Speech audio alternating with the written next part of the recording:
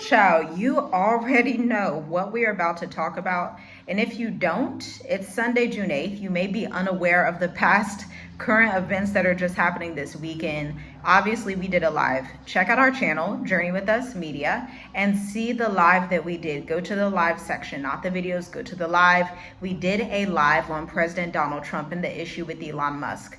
But today we need to talk about something because America is shifting from the illusion of order to a visible display of overt control. Troops on U.S. soil aren't just about peacekeeping. They're a signal, okay? And if you don't have a plan B outside of America, you may soon find yourself stuck in a system that is not built for your freedom. It's not built for your safety or for your wealth. Because we look at Los Angeles right now, and it looks like a war zone. It looks like those videos you would see of Iraq.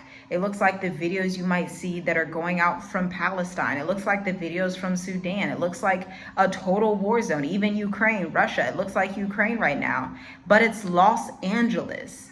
Like, the public and civil unrest is real. And it always pops off in the summer. We always know that. But this particular raid is about immigration. So ICE actually cracked down on immigration in Los Angeles, and whoever was rioting, whoever those folks are, they're revolting against the government in America, causing that civil unrest. And so President Donald Trump has sent in troops to his own territory. Now, again, the scripture states that a house divided cannot stand. And so America has sent troops in on herself into Los Angeles, as it always happens. And these are the signs that you don't have an empire that's on the up and up. When you see this happening more frequently, and we see the crazy, just insane, I don't even know how to put it. Let's put it like this. The insane instability that's happening in the White House right now with Elon Musk, you have to question, is this somewhere that's actually a first world country, or are we being duped?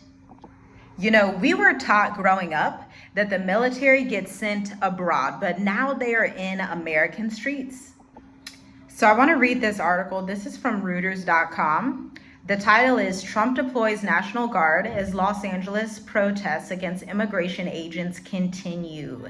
This is from today. This was published just today or yesterday late at night or early this morning. So President Donald Trump's administration said it would deploy 2,000, not 20, not 200, not even 1,000, 2,000 National Guard troops on Saturday as federal agents in Los Angeles face off against a few hundred demonstrators during the second day of protests following immigration raids. Defense Secretary Pete Hegseth warned the Pentagon was prepared to mobilize active duty troops if violence continues in LA, saying the Marines at nearby Camp Pendleton were on high alert. Literally the Marines. The Marines are a branch of the U.S. military that are known to be the heavy duty fighters. They are known to go in and get the mission under control, if you understand what I'm saying. Federal security agents on Saturday confronted protesters in the Paramount area in southeast Los Angeles, where some demonstrators displayed Mexican flags. A second protest in downtown LA on Saturday night attracted 60 people who chanted slogans including ICE out of LA. Trump signed a presidential memorandum to deploy the National Guard to address the lawlessness that has been allowed to fester, the White House said in a statement. Trump's border czar, Tom Homan, told Fox News the National Guard would be deployed in Los Angeles on Saturday. California Governor Gavin Newsom called the decision purposefully inflammatory. He posted on X that Trump was deploying the National Guard, not because there's a shortage of law enforcement, but because they want a spectacle, adding, "Don't give them one. Never use violence. Speak out peacefully." My gosh, guys, so we can see this division again. We've seen this division with Elon Musk and President Donald Trump. We've seen this division with Democrats and Republicans for a multitude of years, but everything is festering to the surface where we have the president and then the governor of California literally coming out in public and saying for the world to see, because again, we're in the age of the internet. It's not like we're in the 60s. It's not like we're in the 70s, the 80s, the 90s, where you would have national news and typically it wouldn't just spread across the whole world, or it would spread between like maybe the US and the UK, maybe the US, the UK, France, and Germany. But literally people around Africa, people around Asia, people around the world are watching these things happen. And you can bet for a certainty, certain news channels that operate out of Africa and Asia, like some of the South African news channels, First Post in India, they are going to be talking about this all this week. And it's like another blow to the American image of being a first world country, because again, this is not how a first world country operates. If you look at like Denmark, Sweden, France, right? They're not operating like that, but the USA is. So let's continue this article. Newsom said it was deranged behavior. He said it was deranged behavior for Hegseth to be threatening to deploy active duty Marines on American soil against its own citizens.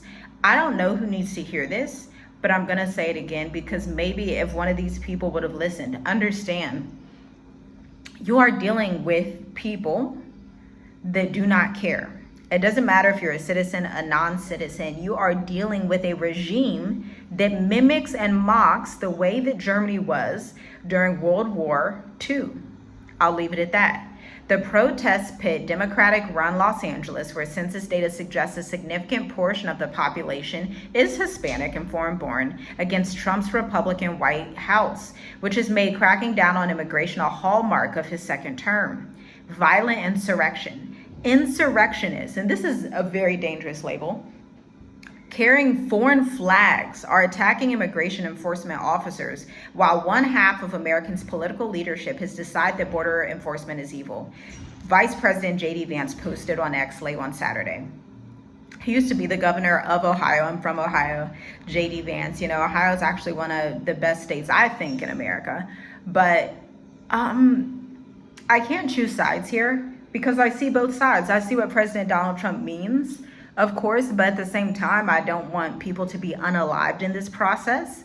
You also have to admit that if people are sending the Mexican flag or whatever, understand that they are Native Americans. And so there should be some grace and space for that. But at the same time, I mean, there's not a lot of places in the world, like you're not going to go to Denmark or Germany and see people with Israeli flags or like Iranian flags or whoever's flag. People don't do that in other countries around the world. So I definitely see why they're acting like that, why the White House is saying, hey, we can't let this continue. But it does seem like a bit of overkill, and like you're trying to just block them into a wall and make them very afraid when you send in 2,000 troops and then say that you could also, as if 2,000 troops wasn't enough, that you may also send in Marines who are heavily trained. These are the same people that go and fight wars in Iran, Afghanistan, wherever, in the Middle East, wherever they're sent. And you're deploying them on U.S. soil against U.S. citizens, because again, I told you, a firsthand account, somebody that we know, that we were in contact with, went back to the States, and it just so happened that they planned their trip for this weekend and they were arrested, you know, and they are a U.S. born citizen, not like an immigrant of any kind, like African American, U.S. born, who some call foundational Black Americans. That's beside the point. But I'm looking at these photos. I see this guy on a motorcycle. He is waving a Mexican flag as this dark smoke rises from cars on Atlantic Boulevard. You know, and we just had all of those crazy things that even happened in California earlier this year at the top of the year with the fires. And it's just looking like California can't really catch a break. America in general can't catch a break. And so you have to ask yourself, is this the place that I want to spend the next 2 to 3 years in? Because at the end of the day, you have freedom. I want you to know that you can choose the steps that you take in life. You are not stuck in America. You do not have to just sit there and watch this wildness happen as they increase the cost of living.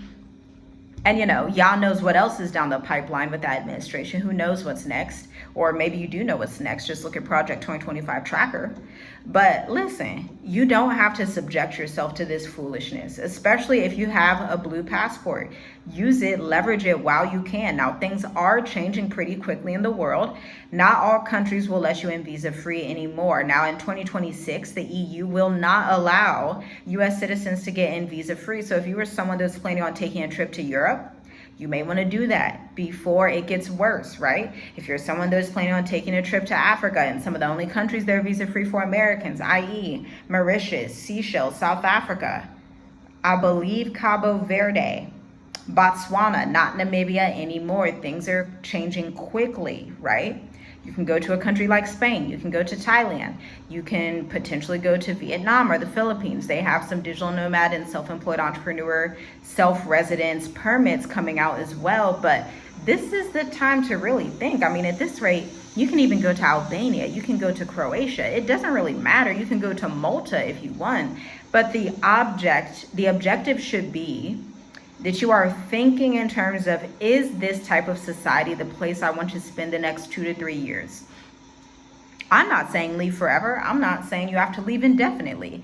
I'm saying you can spend 2 years somewhere on a digital nomad visa, get a taste of life abroad, live your best life for a little time abroad until you see like, okay, what's really happening in America? Is it changing for the better? Is it changing for the worse?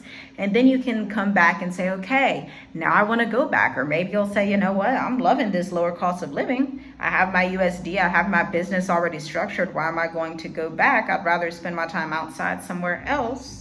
So, you know, it's up to you. But I wanted to give you this information because this is breaking news and it shows a further division within the US. I don't know where America goes from here. I think it is sad, although we know that these things, this judgment has to come to pass. There's also this bittersweetness because at the end of the day, you know, people who live in these cities and these states, and, you know, you have a lot of people that are, you know, getting on the bad end of the stick, essentially. But you don't have to be on the bad end of the stick. You can live your life filled with grace and freedom if you so choose, but you have to make that decision for yourself. I'm going to leave you with this sentence that is towards the end of the blog on Reuters. I'm deeply angered by what has taken place, Bass said in a statement.